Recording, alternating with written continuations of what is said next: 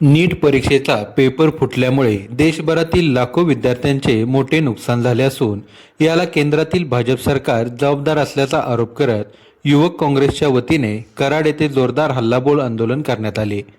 कराड शहरातील छत्रपती शिवाजी महाराज यांच्या पुतळ्यासमोर झालेल्या या आंदोलनात युवक काँग्रेसच्या कार्यकर्त्यांनी केंद्र सरकारच्या विरोधात तीव्र घोषणाबाजी केली। यावेळी पंतप्रधान नरेंद्र मोदी, भाजप सरकार तसेच केंद्रीय शिक्षण मंत्री धर्मेंद्र प्रधान यांच्या विरोधात घोषणा देण्यात आल्या।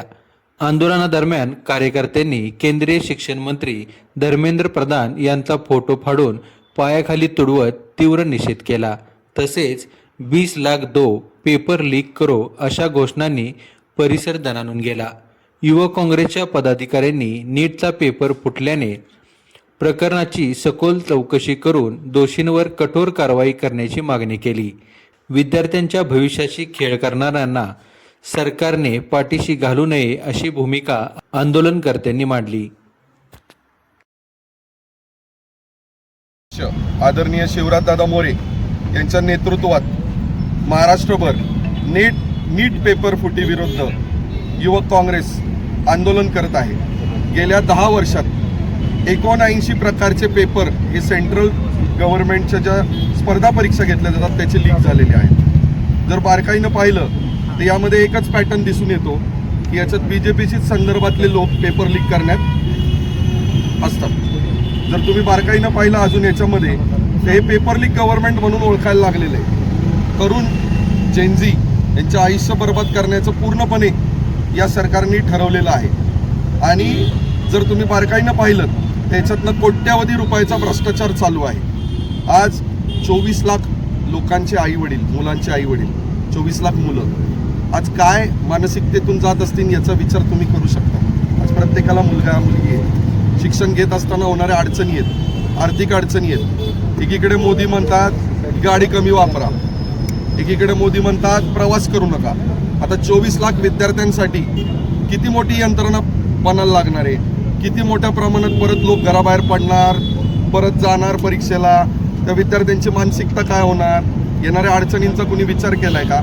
आणि असे 79 वेळा प्रमुख परीक्षांच्या बाबतीत झालेले आहे। युवक काँग्रेसची मागणी आहे, पहिलं तर देशाच्या शिक्षण मंत्र्यांनी राजीनामा दिला पाहिजे।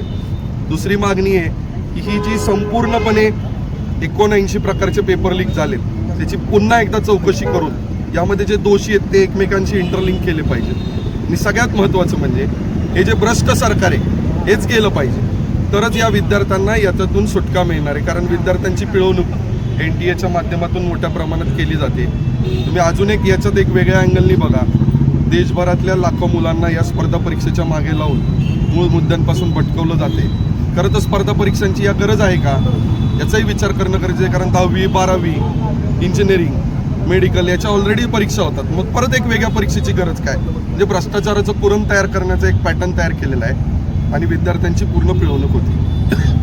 महाराष्ट्र प्रदेश युवक काँग्रेस प्रदेश अध्यक्ष शिवराज मोरे यांच्या सूचनेनुसार सातारा जिल्हा युवक काँग्रेस, कराड तालुका युवक काँग्रेस, कराड दक्षिण युवक काँग्रेस आणि कराड उत्तर युवक काँग्रेस, कराड पाटण तालुका काँग्रेस यांच्या वतीने आज आयोजित हे आंदोलन केलेलं आहे। खरं तर गेल्या आठवड्यात जे पेपरफुटी झाली त्यामुळे मी सकाळीच आज आपल्या माध्यमाच्याद्वारे न्यूज पाहिली की राजस्थान असेल, गोवा असेल, दिल्लीमध्ये असेल काही विद्यार्थ्यांनी आत्महत्या केल्या। मग याला जबाबदार कोण आहे? याला जबाबदार एकच आहे, याला जबाबदार BJP सरकार आहे। जे NTA आहे, नॅशनल टेस्टिंग एजन्सी, याला कोण पुरवठा करत आहे?